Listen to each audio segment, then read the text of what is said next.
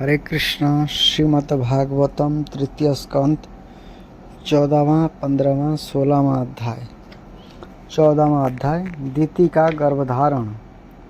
श्री सुखदेव जी कहते हैं, राजन, प्रयोजन बस शुकर बने श्री हरि की कथा को मैत्र जी के मुख से सुनकर भी भक्ति व्रतधारी विदुर जी को पूर्ण तृप्ति न हुई।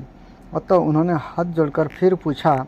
विदुर जी ने कहा, मुनिवर, हमने यह बात आपके मुख से अभी सुनी है कि आदि दैत्य हिरण्याक्ष को भगवान यज्ञमूर्ति ने ही मारा था।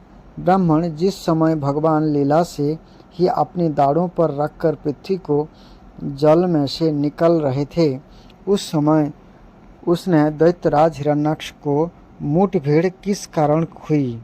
श्री मैत्र जी ने कहा, विदुर जी, तुम्हारा प्रश्न बड़ा ही सुंदर है, क्योंकि तुम श्री हरि की अवतार कथा के विषय में ही पूछ रहे हो, जो मनुष्य के मृत्युपाश का छेदन करने वाली है। देखो, उत्तानपाद का पुत्र ध्रुव बालकपण में श्री नारद जी की सुनाई हुई हरि कथा के प्रभाव से ही मृत्यु के सिर पर पैर रखकर भगवान के परम पद पर आरूढ़ हो गया था। पूर्व काल में एक बार इसी बराह भगवान और हिरण्याक्ष के युद्ध के विषय में देवताओं के प्रश्न करने पर देवदेव श्री ब्रह्मा जी ने उन्हें यह इतिहास सुनाया था, और उसी के परंपरा से मैंने सुना है। विदुर जी एक बार दक्ष की पुत्री दीति पुत्र प्राप्ति की इच्छा से कामातुर होकर सायंकाल के समय ही अपने पति मरीचि नंदन कश्यप जी से प्रार्थना की। उस समय कश्यप जी खीर की आहुतियों द्वारा अग्नि जिह भगवान यज्ञपति की आराधना कर सूर्यास्त का समय जान अग्निशाला में ध्यानस्थ होकर बैठे थे। दीति ने कहा, विद्वान, मत वाला हाथी जैसे केले के वृक्ष को मशाल डालता है, उसी प्रकार यह प्रसिद्ध धनुर्धर कामदेव मुझ अवला पर जोर जताकर आपके लिए मुझे बेचैन कर रहा है। अपनी पुत्रवती सौतों की सुख समृद्धि को देखकर मैं ईर्ष्या की आग से जल जाती हूँ। अतः आप मुझ पर कृपा कीजिए, आपका कल्याण हो। जिनके गर्भ से आप जैसा पति पुत्र रूप से उत्पन्न होता है, ये ही स्त्रियां अपने पतियों से सम्मानिता समझी जाती है। उनका सुजस संसार में सर्वत्र फैल जाता है। हमारे पिता प्रजापति दक्ष का अपनी पुत्रियों पर बड़ा स्नेह था। एक बार उन्होंने हम सबको अलग अलग बुलाकर पूछा कि तुम किसे अपना पति बनाना चाहती हो। ये अपनी संतान की सब प्रकार की चिंता रखते थे। अतः हमारा भाव जानकर उन्होंने उनमें से हम 13 पुत्रियों को, जो आपके गुण स्वभाव के अनुरूप थे, आपके हाथ बहा दिया। अतः मंगल मूर्ति ने कमल नयन, आप मेरी इच्छा पूर्ण कीजिए, क्योंकि हे महत्तम, आप जैसे महापुरुषों के पास दीन जनों का आना निष्फल नहीं होता। विदुर जी, दीति कामदेव के वेग से अत्यंत बेचैन और बेवश हो रही थी। उसने इसी प्रकार बहुत से बातें बनाते हुए दीन होकर कश्यप जी से प्रार्थना की। तब उन्होंने उसे सुमधुर वाणी से समझाते हुए कहा, भीरु, तुम्हारी इच्छा के अनुसार मैं अभी तुम्हारा प्रिय अवश्य करूँगा। भला जिसके द्वारा अर्थ, धर्म और काम तीनों की सिद्धि होती है, अपनी ऐसी पत्नी की कामना कौन पूर्ण नहीं करेगा? जिस प्रकार जहाज पर चढ़कर मनुष्य महासागर को पार कर लेता है, उसी प्रकार गृहस्थ आश्रमी दूसरे आश्रम को आश्रय देता हुआ अपने आश्रम द्वारा स्वयं भी दुख समुदाय के पार को हो जाता है। दुख समुदाय से पार हो जाता है। मानिनी, स्त्री को तो त्रिविध पुरुषार्थ की कामना वाले पुरुष का आधा अंग कहा गया है। उस पर अपनी गृहस्थी का भार डालकर पुरुष निश्चिंत होकर विचरता है। इंद्रिय रूप शत्रु अन्न आश्रम वालों के लिए अत्यंत दुर्जय है, किंतु जिस प्रकार किले का स्वामी सुगमता से ही लूटने वाले शत्रुओं को अपने अधीन कर लेता है, उसी प्रकार हम अपनी विवाहिता पत्नी का आश्रय लेकर इन इंद्रिय रूप शत्रु को सहज में ही जीत लेते हैं। गृहेश्वरी, तुम जैसी भारजा के ऊपर उपकारों का बदला तो हम अथवा और कोई भी गुणग्राही पुरुष अपनी सारी उम्र में अथवा जन्मांतर में भी पूर्ण रूप से नहीं चुका सकते। तो भी तुम्हारी इस संतान प्राप्ति की इच्छा को मैं यथाशक्ति अवश्य पूर्ण करूँगा, परंतु अभी तुम एक मुहूर्त ठहरो, जिससे लोग मेरी निंदा ना करें। वह अत्यंत घोर समय राक्षस आदि घोर जीवों का है और देखने में भी बड़ा भयानक है। इससे भगवान भूतनाथ के गण भूत प्रेत आदि घुमा करते हैं। साध्वी, इस संध्या काल में भूत भावन भूतपति भगवान शंकर अपने गण भूत प्रेतादि को साथ लिए बैल पर चढ़कर विचरा करते हैं, जिनका जटाजुट शमशान भूमि के उठे हुए बवंडर की धूलि से धूसरित होकर देदीप्यमान हो रहा है, तथा जिनके सुवर्ण कांतिमय गौर शरीर में भस्म लगी हुई है। ये तुम्हारे देवर महादेव जी आपने सूर्य चंद्रमा और अग्नि रूप 3 नेत्रों से सभी को देखते रहते हैं। संसार में उनका कोई अपना या पराया नहीं है, ना कोई अधिक आदरणीय और ना निंदनीय ही है। हम लोग तो अनेक प्रकार के व्रतों का पालन करके उनकी माया को ही ग्रहण करना चाहते हैं, जिसे उन्होंने भोग कर लात मार दी है। विवेकी पुरुष अभिधा के आवरण को हटाने की इच्छा से उनके निर्मल चरित्र का गान किया करते हैं। उनके बढ़कर तो क्या, उनके समान भी कोई नहीं है और उन तक केवल सत्पुरुष की ही पहुँच है। यह सब होने पर भी ये स्वयं पिशाचों का सा आचरण करते हैं। यह नर शरीर कुत्तों का भोजन है, जो अविवेक की पुरुष आत्मा मानकर वस्त्र आभूषण माला और चंदन आदि से इसी को सजाते संवारते रहते हैं। ये अभागे ही आत्मा राम भगवान शंकर के आचरण पर हंसते हैं। हम लोग तो क्या, ब्रह्मादि लोकपाल भी इन्हीं की बांधी हुई धर्म मर्यादा का पालन करते हैं। यही इस विश्व के अधिष्ठान है तथा वह माया की इन्हीं की आज्ञा का अनुसरण करने वाली है। ऐसे होकर भी ये प्रेतों का सा आचरण करते हैं। वह उन जगत व्यापक प्रभु की यह अद्भुत लीला कुछ समझ में नहीं आती। मैत्र जी कहते हैं, पति के इस प्रकार समझाने पर भी कामातुरा दीति ने वेश्या के समान निर्लज्ज होकर ब्रह्मर्षि कश्यप जी का वस्त्र पकड़ लिया। तब कश्यप जी ने उस निंदित कर्म में अपनी भारजा का बहुत आग्रह देखकर देवों को नमस्कार किया और एकांत में उसके साथ समागम किया। फिर जल में स्नान कर प्राण और वाणी को संयम करके विशुद्ध ज्योतिर्मय सनातन ब्रह्म का ध्यान करते हुए उसी का जप करने लगे। विदुर जी दीति के भी उस निंदित कर्म के कारण बड़ी लज्जा आई और वह ब्रह्मर्षि के पास जा सिर नीचा करके इस प्रकार कहने लगी। दीति बोली, ब्राह्मण, भगवान रुद्र भूतों के स्वामी है, मैंने उनका अपराध किया है, किंतु ये भूत श्रेष्ठ मेरे इस गर्भ को नष्ट ना करे। मैं भक्त वंशा कल्पतरु उग्र एवं रुद्र रूप महादेव को नमस्कार करता हूँ। ये सत्पुरुषों के लिए कल्याणकारी एवं दंड देने के भाव से रहित है, किंतु दुष्टों के लिए क्रोध मूर्ति दंडपाणी है। हम स्त्रियों पर तो वैद भी दया करते हैं, फिर ये सतीपति तो मेरे बहनोई और परम कृपालु है, अतः ये मुझ पर प्रसन्न हो। श्री मैत्रेय जी ने कहा, विदुर जी, प्रजापति कश्यप ने सायंकालीन संध्या बंदन आदि कर्म से निवृत्त होने पर देखा कि दीति थर थर कांपती हुई अपनी संतान की लौकिक और परलौकिक उन्नति के लिए प्रार्थना कर रही है। तब उन्होंने उससे कहा, कश्यप जी ने कहा, तुम्हारा चित्त काम वासना से मलिन था, वह समय भी ठीक नहीं था और तुमने मेरी बात भी नहीं मानी तथा देवताओं की भी अवहेलना की।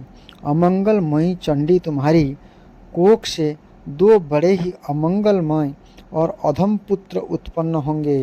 ये बार बार संपूर्ण लोक और लोकपालों को अपने अत्याचारों से रुलाएंगे। जब अनेक उनके हाथों से बहुत से निरपराध और दीन प्राणी मारे जाने लगेंगे, स्त्रियों पर अत्याचार होने लगेंगे और महात्माओं को क्षुब्ध किया जाने लगेगा, उस समय संपूर्ण लोकों की रक्षा करने वाले श्री जगदीश्वर कुपित होकर अवतार लेंगे और इंद्र जैसे पर्वतों का दमन करता है उसी प्रकार उनका वध करेंगे। दीति ने कहा, प्रभु, वही मैं भी चाहती हूँ कि यदि मेरे पुत्र का वध हो तो वह साक्षात भगवान चक्रपाणि के हाथ में ही हो, कुपित ब्राह्मणों के शाप से ना हो। जो जीव ब्राह्मण के शाप से दग्ध अथवा प्राणियों को भय देने वाला होता है, वह किसी भी योनि में जाए उस पर नार की जीभ भी दया नहीं करती। कश्यप जी ने कहा, देवी, तुमने आपने किए पर शोक और पश्चाताप प्रकट किया है, तुम्हें शीघ्र ही उचित अनुचित का विचार भी हो गया तथा भगवान विष्णु, शिव और मेरे प्रति भी तुम्हारे बहुत आदर जान पड़ता है। इसलिए तुम्हारे एक पुत्र के 4 पुत्र में से एक ऐसा होगा जिसका सत्पुरुष भी मान करेंगे और उसी के पवित्र जस को भक्तजन भगवान के गुणों के साथ गाएंगे। जिस प्रकार खोटे सोने के बार बार तपाकर शुद्ध किया जाता है, उसी प्रकार साधुजन उसके स्वभाव का अनुकरण करने के लिए निर्भरता आदि उपायों से अपने अंतकरण को शुभ करेंगे, जिनकी कृपा से उन्हीं का स्वरूप भूत यह जगत आनंदित होता है। ये स्वयं प्रकाश भगवान भी उसकी अनन्य भक्ति से संतुष्ट हो जाएंगे। दीति, यह बालक बड़ा ही भगवत भक्त, उदार हृदय, प्रभावशाली और महान पुरुषों का भी पूज्य होगा तथा प्रौढ़ भक्ति भाव से विशुद्ध और भावान्वित हुए अंतकरण में श्री भगवान को स्थापित करके ध्याभिमान को त्याग देगा। यह विषय में अनासक्त शीलवान गुणों का भंडार तथा दूसरों की समृद्धि सुख और दुख में दुख मानने वाला होगा। उसका कोई शत्रु नहीं न होगा तथा चंद्रमा जैसे ग्रीष्म ऋतु के ताप को हर लेता है, ऐसे ही वह संसार शोक को शांत करने वाला होगा। जो इस संसार के बाहर भीतर सब और विराजमान है, अपने भक्तों की इच्छा अनुसार समय समय पर मंगल विग्रह प्रकट करते हैं और लक्ष्मी स्वरूप लावण्य मूर्ति ललना की भी शोभा बढ़ाने वाले हैं तथा जिनका मुखमंडल झिल मिलाते हुए कुंडलों से सुशोभित है, उन परम पवित्र कमल नयन श्री हरि का तुम्हारे पौत्र के प्रत्यक्ष दर्शन होगा। श्री मैत्रेय जी कहते हैं, विदुर जी, दीति ने जब सुना कि मेरा पुत्र भगवान का भक्त होगा तब उसे बड़ा आनंद हुआ तथा वह जानकर कि मेरे पुत्र साक्षात श्री हरि के हाथ से मरे जाएंगे, उसे और भी अधिक उत्साह हुआ। 15वां अध्याय, जय विजय को शनक आदि का श्राप। श्री मैत्रेय जी ने कहा, विदुर जी, दीति के अपने पुत्र से देवताओं को नष्ट पहुंचाने की आशंका थी, इसलिए उसने दूसरों के तेज का नाश करने वाले उस कश्यप जी के तेज अर्थात बीर्ज को 100 वर्षों तक अपने उदर में ही रखा। उस गर्भस्थ तेज से ही लोकों में सूर्य आदि के प्रकाश क्षीण होने लगा तथा इंद्र आदि लोकपाल भी तेजहीन हो गए। तब उन्होंने ब्रह्मा जी के पास जाकर कहा कि सब दिशाओं में अंधकार के कारण बड़ी अव्यवस्था हो रही है। देवताओं ने कहा, भगवान, काल आपकी ज्ञान शक्ति को कुंठित नहीं कर सकता, इसलिए आपसे कोई बात छिपी नहीं है। आप इस अंधकार के विषय में भी जानते ही होंगे। हम तो इससे बड़े ही भयभीत हो रहे हैं। देवाधिदेव, आप जगत के रचयिता और समस्त लोकपालों के मुकुटमणि हैं। आप छोटे बड़े सभी जीवों का भाव जानते हैं। देव, आप विज्ञान बल संपन्न है। आपने माया से ही यह चतुर्मुख रूप और रजोगुण स्वीकार किया है। आपकी उत्पत्ति के वास्तविक कारणों को कोई नहीं जान सकता। हम आपको नमस्कार करते हैं। आप में संपूर्ण भुवन स्थित है। कार्य कारण स्वरूप सारा प्रपंच आपका शरीर है, किंतु वास्तव में आप इससे परे है। जो समस्त जीवों के उपस्थिति स्थान आपका अनन्य भाव से ध्यान करते हैं, उन सिद्ध योगियों का किसी प्रकार भी ह्रास नहीं हो सकता, क्योंकि ये आपके कृपा कटाक्ष से कृत्यकृत हो जाते हैं तथा प्राण, इंद्रियों और मन को जीत लेने के कारण उनका योग भी परिपक्व हो जाता है। रस्सी से बंधे हुए बौलों की भांति आपकी वेद वाणी से जकड़ी हुई सारी प्रजा आपकी अधीनता में नियम पूर्वक कर्मानुष्ठान करके आपको बलि समर्पित करते हैं। आप सबके नियंता मुख्य प्राण है। हम आपको नमस्कार करते हैं। भूमन, इस अंधकार के कारण दिन रात का विभाग अस्पष्ट हो जाने से लोगों के सारे कर्म लुप्त होते जा रहे हैं, जिससे ये दुखी हो रहे हैं। उनका कल्याण कीजिए और हम शरणागतों की और अपनी अपार दया दृष्टि से निहारिए।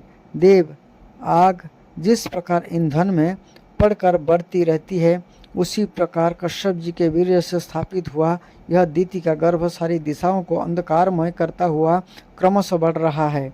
श्री मैत्र जी कहते हैं, महाबाहु देवताओं की प्रार्थना सुनकर भगवान ब्रह्मा जी हंसे और उन्हें अपनी मधुर वाणी से आनंदित करते हुए कहने लगे। श्री ब्रह्मा जी ने कहा, देवताओं, तुम्हारे पूर्वज मेरे मानस पुत्र सनक आदि लोकों की आसक्ति त्याग कर समस्त लोकों में आकाश मार्ग से विचारा करते थे। एक बार ये भगवान विष्णु के शुद्ध सत्यमय सब लोकों के सिरम भाग में स्थित वैकुंठ धाम में जा पहुँचे। वहाँ सभी लोग विष्णु रूप होकर रहते हैं और वह प्राप्त भी उन्हीं को होता है। जो अन्न सब प्रकार की कामनाएं छोड़कर केवल भगवत शरण की प्राप्ति के लिए ही अपने धर्म द्वारा उनकी आराधना करते हैं, वहाँ वेदांत प्रतिपाद धर्म मूर्ति श्री आदि नारायण हम अपने भक्तों के दुख देने के लिए शुद्ध सत्यमय स्वरूप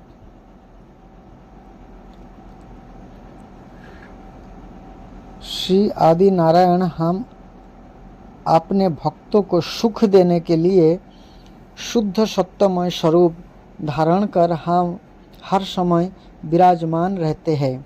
उस लोक में नए श्रेयस नाम का एक वन है, जो मूर्तिमान कैवल्य सा ही जान पड़ता है। यह सब प्रकार की कामनाओं को पूर्ण करने वाले वृक्ष से सुशोभित है, जो स्वयं हर समय 6 ऋतुओं की शोभा से संपन्न रहते हैं। यहाँ विमानचारी गंधर्वगण अपनी प्रियाओं के सहित अपने प्रभु की पवित्र लीलाओं का गान करते रहते हैं, जो लोगों की संपूर्ण पाप राशि को भस्म कर देने वाली है। उस समय सरोवर में खिली हुई मकरंद पूर्ण मानस वासंतिक माधवी लता की सुमधुर गंध उनके चित्त को अपनी ओर खींचना चाहती है, परंतु वे उसकी ओर ध्यान ही नहीं देते, वरं उस गंध को उड़ा कर लाने वाले वायु को ही बुरा भला कहते हैं। जिस समय भ्रमर राज ऊंचे स्वर से गुंजार करते हुए मानो हरि कथा का गान करते हैं, उस समय थोड़ी देर के लिए कबूतर, कोयल, सारस, चकवे, पपीहे, हंस, तोते, तीतर और भौरों का कोलाहल बंद हो जाता है, मानो वे ही उस कीर्तनानंद में बेसुध हो जाते हैं। श्री हरि तुलसी से अपने श्री विग्रह को सजाते हैं और तुलसी की गंध का ही अधिक आदर करते हैं।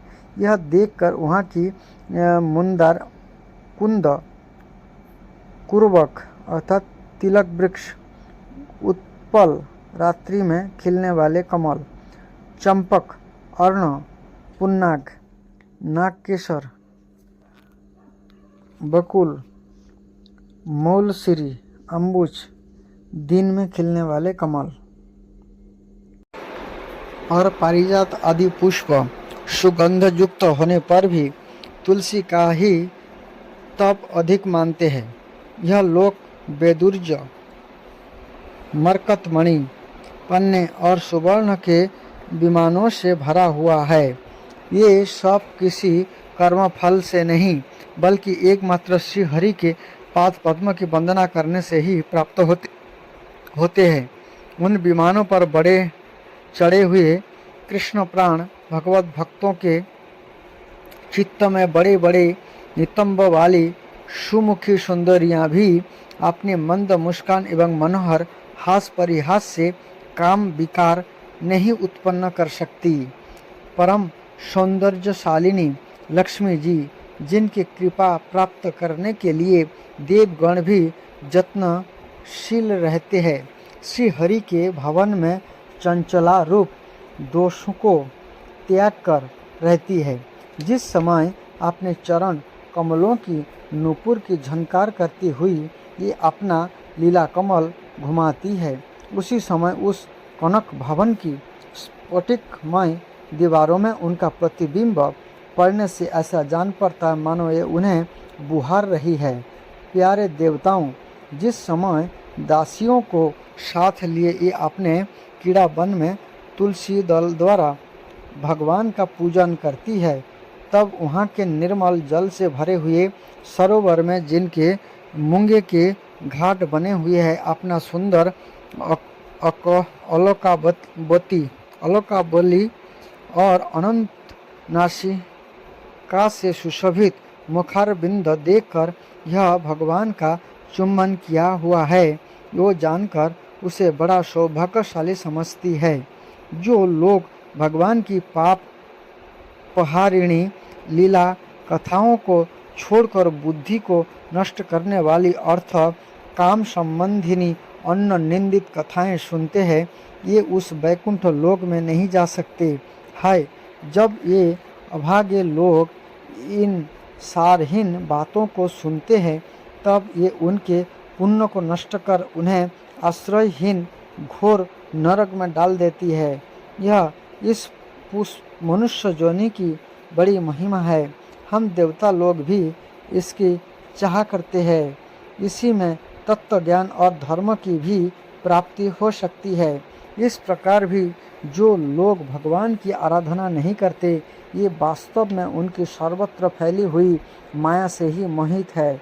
देवाधिदेव श्री हरि का निरंतर चिंतन करते रहने के कारण जिनसे जमराज दूर रहते हैं, आपस में प्रभु के सुजस की चर्चा चलने पर अनुराग जन्य विहलतावश उनके नेत्र से अविरल अश्रुधारा बहने लगती है तथा शरीर में रोमांच हो जाता है, और जिनके से शिलस्य भाव की हम लोग भी इच्छा करते हैं, ये परम भागवती हमारे लोक से ऊपर उस वैकुंठ धाम में जाते हैं। जिस समय सनक आदि मुनि विश्व गुरु श्री हरि के निवास स्थान संपूर्ण लोकों के वंदनीय और श्रेष्ठ देवताओं के विचित्र विमानों से विभूषित उस परम दिव्य और अद्भुत वैकुंठ धाम में अपने जोग बल से पहुँचे, तब उन्हें बड़ा ही आनंद हुआ। भगवत दर्शन की लालसा से अन्य दर्शनीय सामग्री की अपेक्षा करते हुए वैकुंठ धाम की दयोड़िया मतलब दरवाज़ा पार कर के जब ये 7वीं पर पहुँचे तब वहाँ उन्हें हाथ में गदा लिए 2 समान आयु वाले देवश्रेष्ठ दिखलाई दिए, जो बाजूबंद, कुंडल और किरीट आदि अनेकों अमूल्य आभूषणों से अलंकृत थे। उनकी 4 श्यामल भुजाओं के बीच में मत वाले मधुकरों से गुंजायमान बनमाला सुशोभित थी तथा वहाँ की भौहें फड़कते हुए नासिकारंध्र और अरुण नयनों के कारण उनके चेहरे पर कुछ क्षोभ के से चिन्ह दिखाई दे रहे थे। उनके इस प्रकार देखते रहने पर भी ये मुनिगण उनसे बिना कुछ पूछताछ किए जैसे सुवर्ण और वज्रमय किवाड़ों से युक्त पहली 6 सीढ़ियाँ लांग कर आए हैं। डोरियाँ मतलब दरवाज़ें लांग कर आए थे, इसी प्रकार उनके द्वार में भी घुस गए। उनकी दृष्टि तो सर्वत्र समान थी और ये निस्संक होकर सर्वत्र बिना किसी रोक टोक के विचरते थे। ये चारों कुमार पूर्ण तत्वज्ञ थे तथा ब्रह्मा की सृष्टि में आयु में सबसे बड़े होने पर भी देखने में 5 वर्ष के बालक से जान पड़ते थे। इस दिगंबर प्रवृत्ति अर्थात नंग धड़ंग रहते थे। उन्हें इस प्रकार निसंकोच रूप से भीतर जाते देखकर उन द्वारपालों ने भगवान के शील स्वभाव के विपरीत सनक आदि के तेज की हंसी उड़ाते हुए उन्हें बेंत अंडाकार रोक दिया। यद्यपि ऐसे दुर्व्यवहार के योग्य नहीं थे। जब उन द्वारपालों ने वैकुंठवासी देवताओं के सामने पूजा के सर्वश्रेष्ठ पात्र उन कुमारों को इस प्रकार रोका, तब अपने प्रियतम प्रभु के दर्शन में विघ्न पड़ने के कारण उनके नेत्र सहसा कुछ क्रोध से लाल हो उठे और ये इस प्रकार कहने लगे। मुनियों ने कहा, अरे द्वारपालो, जो लोग भगवान की महती सेवा के प्रभाव से इस लोक को प्राप्त होकर यहाँ निवास करते हैं, ये तो भगवान के समान ही समदर्शी होते हैं। तुम दोनों भी उन्हीं में से हो, किंतु तुम्हारे स्वभाव में यह विषमता क्यों है? भगवान तो परम शांत स्वभाव है, उनका किसी से विरोध भी नहीं है। फिर यहाँ ऐसा कौन है जिस पर शंका भी की जा सके? तुम स्वयं कपटी हो, इसी से अपने ही समान दूसरों पर शंका करते हो। भगवान के उदर में यह सारा ब्रह्मांड स्थित है, इसलिए यहाँ रहने वाले ज्ञानी जन सर्वात्मा श्री हरि से अपना कोई भेद नहीं रखते, बल्कि महाआकाश में घटाकाश की भांति उनमें अपना अंतर्भाव देखता है। तुम तो देव स्वरूपधारी हो, फिर भी तुम्हें ऐसा क्या दिखाई देता है जिससे तुमने भगवान के साथ कुछ भेदभाव कारण होने वाले भय की कल्पना कर ली? तुम हो तो इन भगवान वैकुंठनाथ के पार्षद, किंतु तुम्हारी बुद्धि बहुत मंद है। अतः तुम्हारा कल्याण करने के लिए हम तुम्हारे अपराध के योग्य दंड का विचार करते हैं। तुम अपनी भेद बुद्धि के दोष से इस वैकुंठ लोक से निकलकर उन पापमय योनियों में जाओ जहाँ काम, क्रोध, लोभ प्राणियों के ये 3 शत्रु निवास करते हैं। शनक आदि के यह कठोर वचन सुनकर और ब्रह्मा जी के ब्राह्मणों के सांप को किसी भी प्रकार के शस्त्र समूह से निवारण होने योग्य ना जानकर श्री हरि के ये दोनों पार्षद अत्यंत दीन भाव से उनके चरण पकड़कर पृथ्वी पर लौट गए। ये जानते थे कि उनके स्वामी श्री हरि भी ब्राह्मणों से बहुत डरते हैं। फिर उन्होंने अत्यंत आतुर होकर कहा, भगवान, हम अवश्य अपराधी हैं, अतः आपने हमें जो दंड दिए हैं यह उचित ही है और वह हमें मिलना ही चाहिए। हमने भगवान का अभिप्राय ना समझकर उनकी आज्ञा का उल्लंघन किया है, इससे हमें जो पाप लगा है वह आपके दिए हुए दंड से सर्वथा धुल जाएगा। किंतु हमारी इस दुर्दशा का विचार करके यदि करुणावश आपको थोड़ा सा भी अनुताप हो तो ऐसा कृपा कीजिए कि जिससे उन अधमाधम जनियों में जाने पर भी हमें भगवत स्मृति को नष्ट करने वाला मोह न प्राप्त हो। इधर जब साधु जनों के हृदय धन भगवान कमल नयन को मालूम हुआ कि मेरे द्वारपालों ने शनक आदि साधुओं को अनादर किया है, तब ये लक्ष्मी जी के सहित अपने इन्हीं श्री चरणों से चलकर ही यहाँ पहुँचे, जिन्हें परमहंस मुनिजन भी ढूंढते रहते हैं, सहज में पाते नहीं। सनक आदि ने देखा कि उनकी समाधि के विषय श्री वैकुंठ नाथ स्वयं उनके नेत्र गोचर होकर पधारे हैं।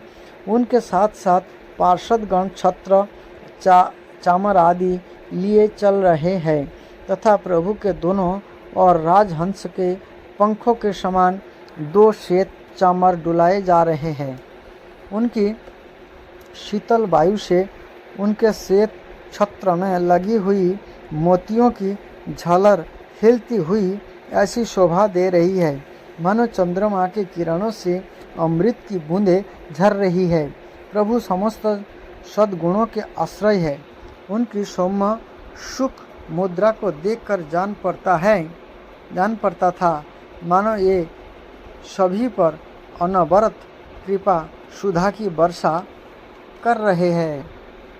अपनी स्नेहमयी चितवन के ये भक्तों का हृदय स्पर्श कर रहे थे तथा उनके सुविशाल श्याम वक्ष स्थल पर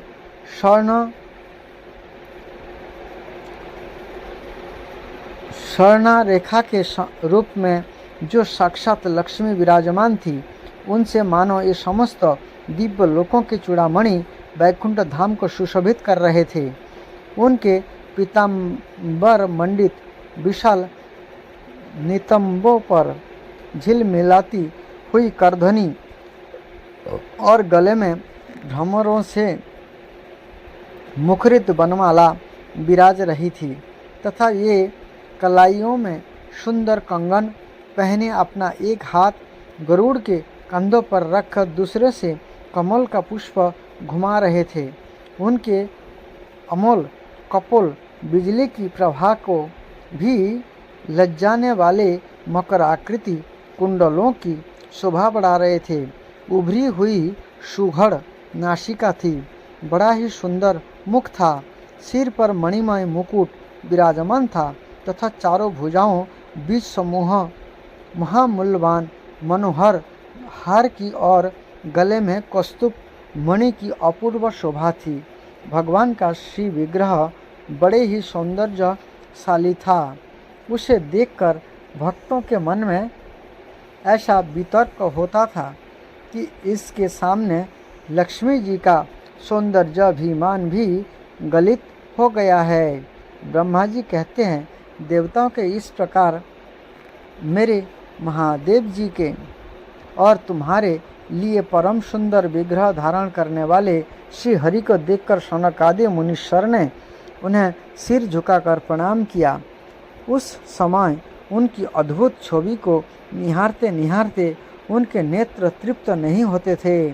सनक आदि मुनीश्वर निरंतर ब्रह्मानंद में निमग्न रहा करते थे, किंतु जिस समय भगवान कमल नयन के चरणारविंद मकरंद से मिली हुई तुलसी मंजरी के गंध से सुवासित वायु ने नासिकारंध्र के द्वारा उनके अंतःकरण में प्रवेश किया, उस समय ये अपने शरीर को संभाल न सके और उस दिव्य गंध से उनके मन में भी खलबली पैदा कर दी।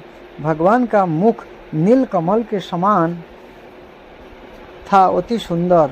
इधर और कुंदकली के समान मनोहर हस से उसकी शोभा और भी बढ़ गई थी। उसकी झांकी करके ये कृतकृत हो गए और फिर पद्म राग के समान लाल लाल नखों से सुशोभित उनके चरण कमल देखकर ये उन्हीं का ध्यान करने लगे। इसके पश्चात ये मुनिगण अन्य साधनों से सिद्ध न होने वाली स्वाभाविक अष्टसिद्धियों से संपन्न श्री हरि की स्तुति करने लगे।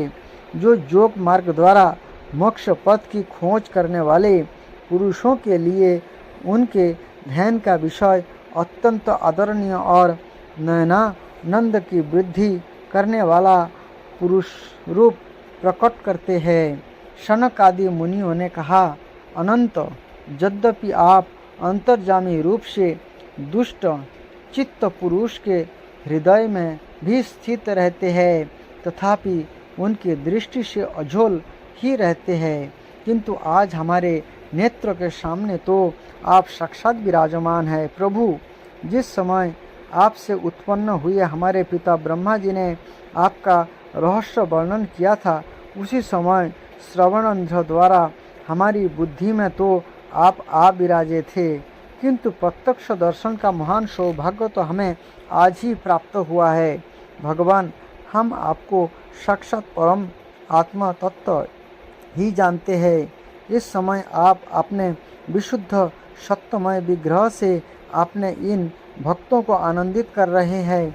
आपकी इस सगुण साकार मूर्ति को राग और अहंकार से मुक्त मुनिजन आपकी कृपा दृष्टि से प्राप्त हुए सुदृढ़ भक्ति योग के द्वारा अपने हृदय में उपलब्ध करते हैं। प्रभु, आपका सुजस अत्यंत कीर्तनीय और सांसारिक दुखों की निवृत्ति करने वाला है। आपके चरणों की शरण में रहने वाले जो महाभाग आपकी कथाओं के रसिक है, ये आपके अत्यंतिक प्रसाद मोक्ष पथ को भी कुछ अधिक नहीं गिनते। फिर जिन्हें आपकी जरासी ढेड़ी भौएं ही भयभीत कर देती है, उन इंद्रपद आदि अन्न भोगों के विषय में तो कहना ही क्या है। भगवान, यदि हमारा चित्त भौरों की तरह आपके चरण कमलों में ही रमण करता रहे, हमारा वाणी तुलसी के समान आपके चरण संबंध से ही सुशोभित हो और हमारे कान आपकी सुजस सुधा से परिपूर्ण रहे, तो आपने पापों के कारण भले ही हमारा जन्म नरक आदि जोनियों में हो जाए, इसकी हमें कोई चिंता नहीं है। विपुल कीर्ति प्रभु, आपने हमारे सामने जो यह मनोहर रूप प्रकट किया है, उससे हमारे नेत्र को बड़ा ही सुख मिला है। विषय आसक्त अजितेंद्रिय पुरुषों के लिए इसका दृष्टिगोचर होना अत्यंत कठिन है। आप साक्षात भगवान है और इस प्रकार स्पष्टतया हमारे नेत्र को सामने प्रकट हुए हैं। हम आपको प्रणाम करते हैं। देखिए यहाँ पर कितना सुंदर वर्णन किया गया है। जो लोग कहते हैं किसने देखा है भगवान को, किसने देखा है भगवान को, भगवान काल्पनिक है, बहुत सारे बातें करते हैं। ऐसे मूर्खों को समझना चाहिए, ऐसे ग्रंथ पढ़ना चाहिए। और स्वयं सनकादि जो 4 कुमार है, उन्होंने भगवान से बातें करे, भगवान के रूप को आंखों देखा हाल बता रहे, लाइव बता रहे। आप सोचिए भगवान कितने सुंदर है, भगवान के धाम कितने सुंदर है। किसी प्रकार से जो भगवान साक्षात, जो हमारे आचार्य लोग हैं, हमारे 12 महाजन है, स्वयं ब्रह्मा जी है, स्वयं ये 4 कुमार है, जो इन्होंने साक्षात रूप में भगवान का दर्शन किया है। तो इसलिए हमें बुद्धिमान बनना चाहिए, ऐसे मूर्खतापूर्ण बातें करना नहीं चाहिए। हमें शास्त्रों के आधार पर भगवान को समझना चाहिए और भगवान के प्रति शरणागत होना चाहिए। भगवान को अपने जीवन में उतारना चाहिए, तभी हमारे जीवन में कल्याण हो सकता है। क्योंकि मनुष्य जीवन मिला ही है हमारे कल्याण के लिए, भगवान की प्राप्ति के लिए। लेकिन हम इस अवसर का लाभ नहीं उठाएंगे, हम बुद्धिमान नहीं बनेंगे, हम शास्त्र को नहीं समझेंगे, शास्त्र की बातों को नहीं मानेंगे, तो हमारा ये जीवन भी व्यर्थ चला जाएगा। फिर पता नहीं किस प्रकार का कर्म करेंगे, फिर हम और अधोगति में ना चले जाएं। इसलिए हमें बुद्धिमान बनना चाहिए, भगवान की भक्ति में लग जाना चाहिए, भगवान की सेवा करनी चाहिए और हमें अपने मनुष्य जीवन को सफल बनाना चाहिए। यही बुद्धिमानी है और यही मनुष्य जीवन का उद्देश्य भी है। हर मनुष्य को भगवान की सेवा करने का उद्धत होना चाहिए और शास्त्रों का अनुसरण करना चाहिए, शास्त्र के हिसाब से जीवन को जीना चाहिए। यही बुद्धिमानी है। हरे कृष्णा कृष्ण कृष्ण हरे हरे, हरे राम राम राम हरे हरे। 16वां अध्याय आगे की वीडियो में आप सुनेंगे। हरे कृष्ण।